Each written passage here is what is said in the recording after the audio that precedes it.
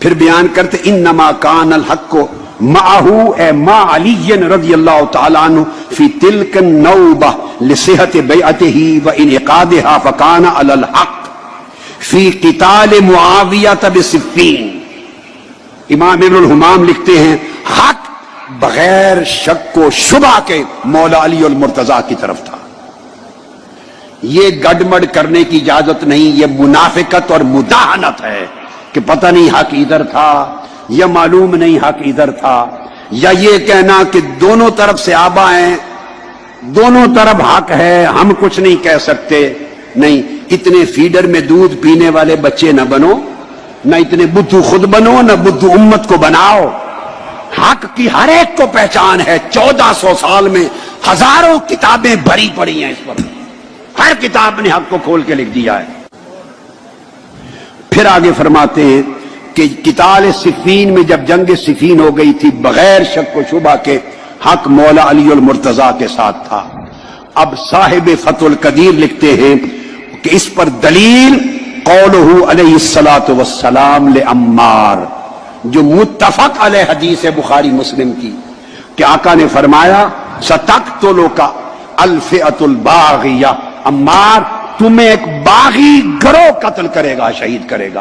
اب آقا علیہ السلام جس گروہ کو باغی کہہ دیں، دنیا میں کون مسلمان ہے محمد مصطفیٰ کا کلمہ پڑھنے والا اور خود کو مصطفیٰ کا امتی کہنے والا، جس گروہ کو مصطفیٰ الفئۃ الباغیہ کہہ دے، اس کے بعد وہ ان کے فیضان کے چشمے جاری کرے اور ان کی تقریریں کرے اور ان کے عرسوں کا اعلان کرے؟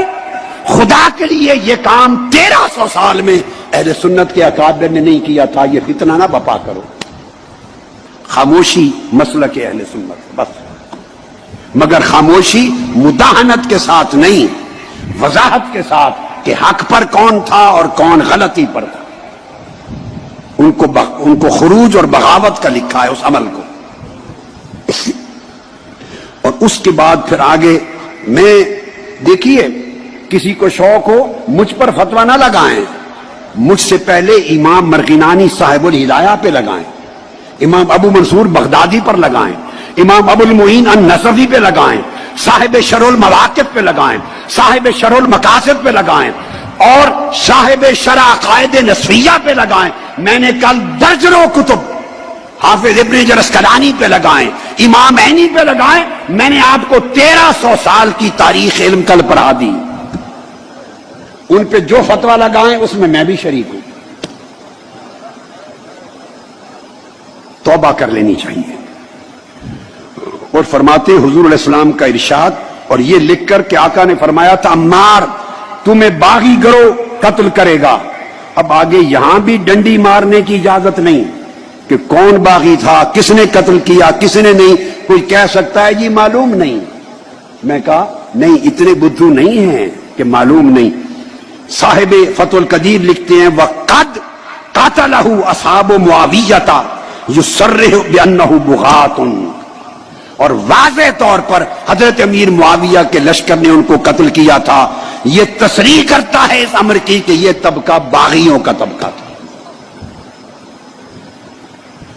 اس کے بعد دوسری مثال دیتے ہیں امام ابن الحمام فتح القدیر میں، پہلی حضرت امیر معاویہ رضی اللہ تعالیٰ عنہ کے دور کی، دوسری وَأَمَّا الْحَجَّاجِ فَحَالُهُ مَعْرُوفٌ، اس کا ظالم و جابر اور جائر ہونا معروف ہے۔ دوسری اس کی مثال دیتے ہیں کہ اس کے زمانے میں بھی تابعین میں سے اس نے جس کو جج مقرر کیا، جو اہل تھے انہوں نے منصب لے لیا۔ یہ فقہی مسئلہ بیان کر رہے ہیں، تفریع، کہ جج ہونا اگر مقرر کر دے سلطان جائر تو لوگوں کو انصاف کی فراہمی کا معاملہ انکار نہ کرے، وہ جائز ہے۔ تیسری دلیل یزید کی دیتے ہیں کہ اس کے دور میں بھی یزید ملعون تھا، بدبخت تھا، جہنمی تھا، بے ایمان تھا، لعنتی تھا، اور میں تو اس کو کافر کہتا ہوں، میرا فتویٰ کفر کا ہے۔ لعین تھا، اور کہتے ہیں مگر ایسے جائر کے زمانے میں بھی جن تابعین کو جج اور قاضی مقرر کیا، لوگوں کو انصاف کی فراہمی کی خاطر انہوں نے بھی قبول کیا منصب۔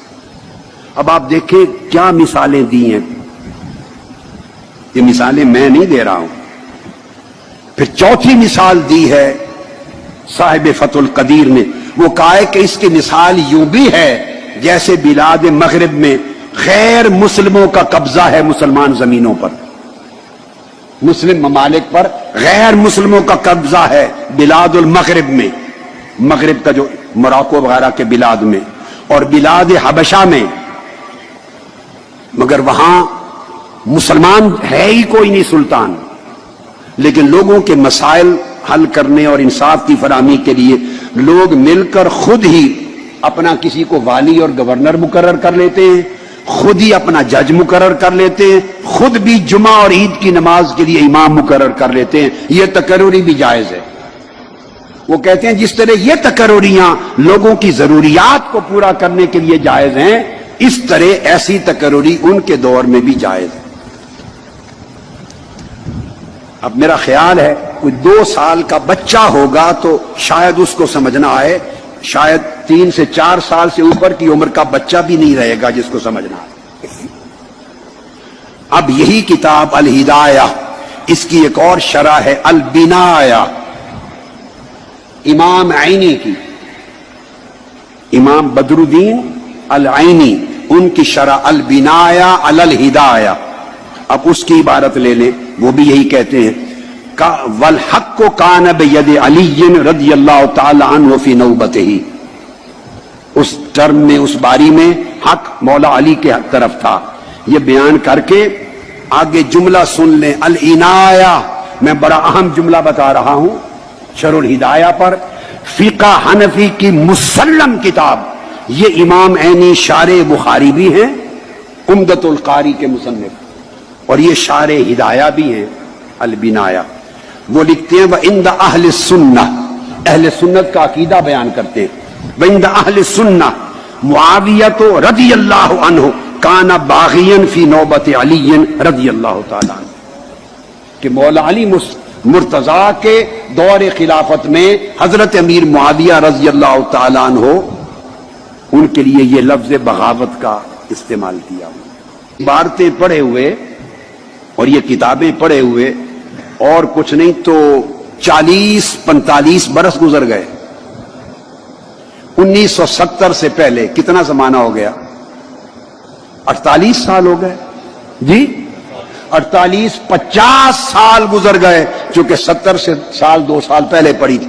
مجھے تو یہ کتابیں، یہ عبارتیں پڑھے 50 سال گزر گئے تھے، میں نے کبھی بیان نہیں کی، مگر اب میں نے دیکھا کہ امت میں فتنہ پیدا ہو رہا ہے، لوگوں کے عقیدے اور اہل بیت اطہار کے ساتھ نسبت، محبت اور مودت، اسے متزلزل کیا جا رہا ہے۔ میرا فرض تھا، میں نے جواب دہ ہونا ہے اپنے مولا اللہ کی بارگاہ میں، کہ میں وہ پردے اٹھاؤں غفلت کے، نادانی کے، اور لوگوں کو حق دکھاؤں۔